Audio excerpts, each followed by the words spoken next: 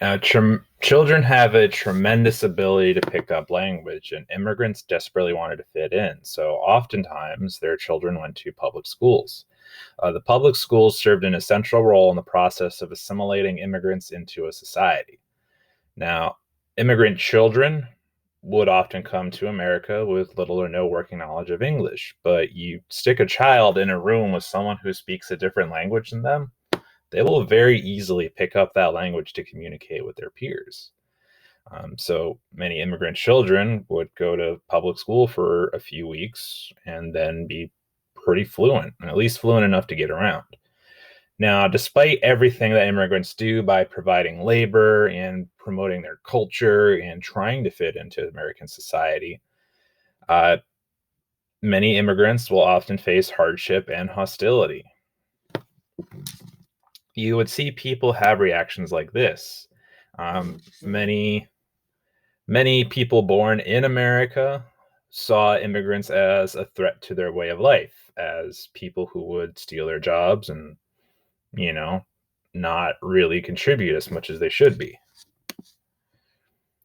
And there was lots of fear and resentment that immigrants would take jobs for lower pay than American workers, and there was prejudice based on religious and cultural differences. It's not really that immigrants wanted to take jobs with lower pay. I think I mentioned earlier that immigrants often ended up with poor jobs because they couldn't stick up for themselves. They didn't know they had collective bargaining rights. They couldn't speak English. There was lots of misinterpretation. Some just straight up thought that getting paid that much was the American way, so they didn't really question it. Other times, immigrants would face discrimination because of their religion. The Irish, even though they spoke English and were white and basically blended in, besides their accents, they were largely Catholic, and Catholics were seen a little bit differently in America back then. Now, mounting resentment toward immigrants will lead Congress to enact a couple of laws that would restrict immigration. The Chinese Exclusion Act of 1882, it put a ban on Chinese immigration, and then the people who had been building the railroads are suddenly not allowed to enter America anymore. And they take it a step farther. By 1921, Congress had enacted the Emergency Quota Act of 1921.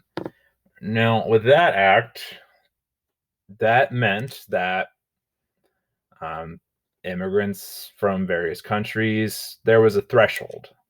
So maybe 5,000 immigrants from Norway would be allowed in, 5,000 from Czechoslovakia, 7,000 from Greece, 2,000 from Italy.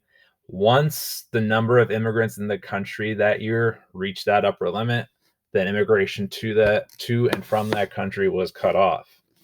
And so the government kind of legitimized intolerance that immigrants faced on a daily basis.